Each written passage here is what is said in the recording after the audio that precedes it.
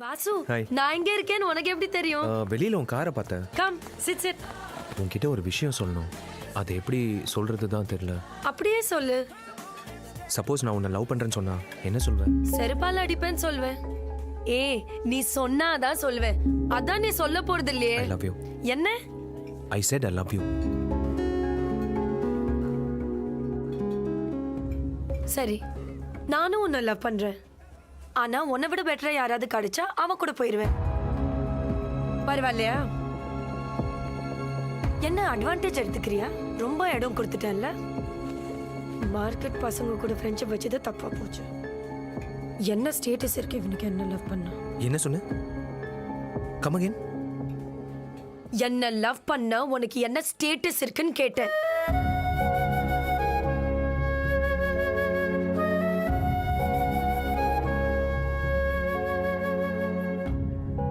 இப்படி பேசினதுக்கு என்ன நீ செருப்பாலே அடிச்சிருக்கலாம்.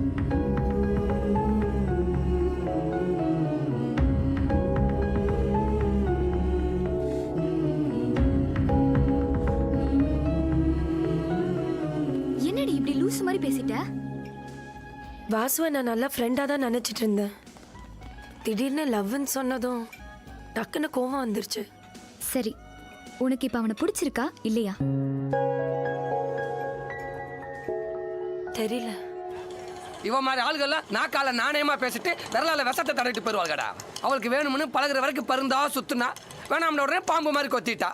டேய், இவ வட்டிக்கு விடுறதுனால அந்த குட்டி டெய்லி இந்த பக்கமே அலைஞ்சிருக்கா. சும்மாறா. பிடிக்கலன்னு சொல்ல முடியாதா? அதை விட்டு ஸ்டேட்டஸை பத்தி பேசியிருக்கா. அவளுக்கு என்னடா தகுதி இருக்கு இவனை பத்தி பேசுறதுக்கு? டேய், பேசாம வேலையை பார்த்துட்டு போங்கடா. இந்த இளவரத்த லவ் வந்தா மட்டும்தான்டா கோலையெல்லாம் வீரன் ஆயிரான், வீரெல்லாம் கோலை ஆயிராங்க. இந்த மாதிரி பொண்ணுகளுக்கெல்லாம் கல்யாணத்துக்கு முன்னாடி ஊர் சுத்துறதுக்கு ஃப்ரெண்டு ஒருத்தனும், கல்யாணத்துக்கு அப்புறம் ஃபாரின் டூர் போறதுக்கு புருஷன் ஒருத்தரும் தேவைப்படுது. ஃபாரின் போறதெல்லாம் வாசுக்கு பக்கத்து ஊர் போற மாதிரி. இதெல்லாம் அவளுக்கு எங்க தெரிய போகுது? என்னன்னு சொல்ற? கோவை குரூப் கம்பெனியோட மூத்த புள்ளடா வாசு. மாளிகை மாதிரி இருக்கும்டா அவனோட வீடு. திருப்பூர்ல இருக்கிற வாசோட அத்தை பொண்ணு துர்காவுக்கு நிச்சயம் பண்ணியிருந்தாங்க. கல்யாணத்துக்கு 4 நாளைக்கு முன்னால வாசோட வீட்டில் வச்சு மாப்பிள்ளை வீட்டுக்காரங்களுக்கு விருந்து கொடுத்தாங்க. அவன் செய்த சின்ன சின்ன தப்பெல்லாம் பெருசுபடுத்துற அவங்க அம்மா அவன் செய்யாத தப்ப ரொம்ப பெருசுபடுத்திட்டாங்க. டேய், அவன் நம்ம செட்ரா. என்னடா பார்ட்டின்னு சொன்னீங்க? ஜூஸ் மட்டும் தானா?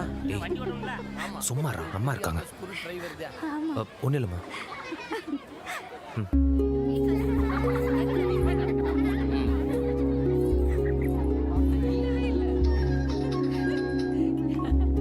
ஹலோ வாசு மாமா, உங்ககிட்ட கொஞ்சம் பேசணும். எங்க இருக்க நீ? நான் வீட்டுக்குள்ளதான் இருக்கேன். துர்கா, துர்கா. ஹே, கல்யாண பொண்ணு. மாமா, எல்லாரும் அங்க இருக்காங்க. நீ என்ன தனியா இங்க வந்து நிக்கிற? வாசு மாமா, எனக்கு இந்த கல்யாணம் பிடிக்கல மாமா. என்ன சொல்ற? கல்யாணத்துக்கு இன்னும் 4 நாள் வச்சுட்டு சரி, அத்தை மாமா கிட்ட முன்னாடியே சொல்லிருக்க வேண்டியதானே? அப்பா கிட்ட சொன்னா என்ன வெட்டி போட்டுருவாரு மாமா. யாரையாவது லவ் பண்றியா? யாரு?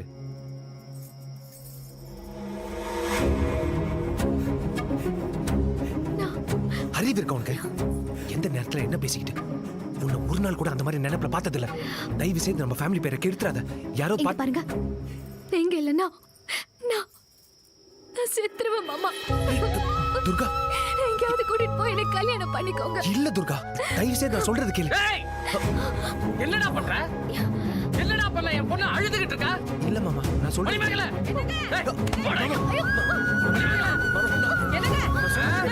அண்ணன் வேணும்னு சொல்லி கூப்பிட்டது உன் அண்ணன் மக பண்ண காரியத்தை பத்தியா? என்ன ஆச்சு? என்ன பிரச்சனை? நல்ல கல்யாணமாக போற பொண்ணு ரூமுக்குள்ள வந்து கட்டி முடிச்சிட்டு நிக்கிறாயா? உங்களை பொறுக்கி என்னையா புள்ளைய வளர்த்திருக்கீங்க? விருந்துன்னு சொல்லி கடைசியில மருந்து வச்சிட்டீங்களே. என்னடா ஆச்சு? யார் தப்பா பேசுறது? வந்தம் பாரு.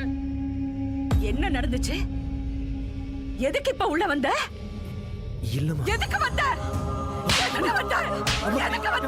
எதுக்கு வந்தடா? எதுக்கு வந்த? பொறுமையா இருங்க, கொஞ்சம் பொறுமையா இருங்க. என்ன நடந்ததுன்னே தெரியாம எதுக்கு அவன் மேல கை வைக்கிறீங்க? மச்சான், பொறுமையா இருங்க. என்ன நடந்துச்சுன்னு விசாரிக்க. என்னன்னு விசாரிக்க போற? என் பொண்ணு அசிங்கப்பட்டத விளக்கமா விசாரிக்க போறியா? அக்கா, அந்த மாதிரி கிடையாதுக்கா. அப்ப என் பொண்ணு அந்த மாதிரி சொல்ல வரியா?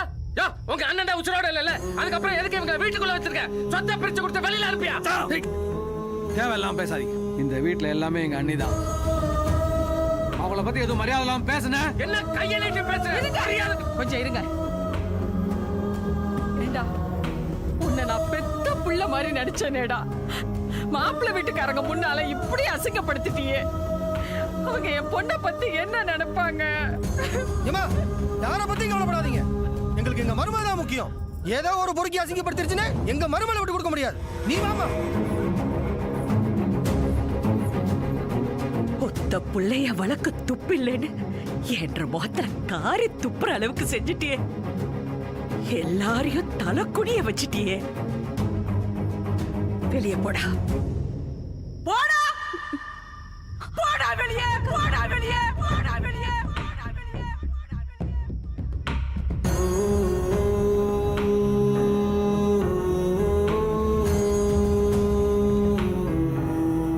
நான் உசுரோட இருக்கிற வரைக்கும் இந்த வீட்டு வாசப்படியை மிதிச்சிடாத.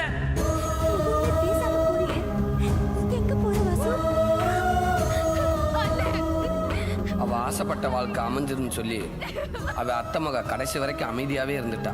அது அவனை வீட்டை விட்டே வெளியேற்றிடுச்சு. அவங்க வீட்டில் வேலைக்காரனா இருந்த என்கிட்ட எந்த ஸ்டேட்டஸுமே பார்க்காம ஃப்ரெண்டு மாதிரி பழகுனான்டா.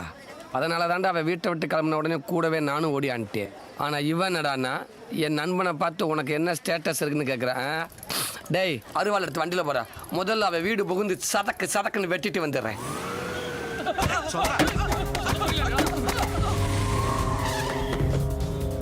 சரிங்க சரிண்ணே. எந்த ஊர்ல? कौन सा गाँव? बिहार से आए हुए हैं सर. அன்னைக்கு இங்க பிரச்சனை நடந்துச்சுல, தேட்டர்ல தானே இருக்கோம். நீ மூஞ்சியை காட்டிடாத. நான் கார்ல தானே இருக்கேன். ஆமா, அந்த புறம்போக்கு இங்க இல்ல. ரூமை காலி பண்ணிட்டு போயிட்டான். மாட்டினா பொழந்தலான்னு பார்த்தேன், எஸ்கே போயிட்டான். நீங்க ஒன்று பண்ணுங்க, எல்லாரும் கிளம்பி காந்திபுரம் மங்கள லாட்ஜ் வந்துருங்க. அங்கதான் ரூம் போட்டிருப்பான்.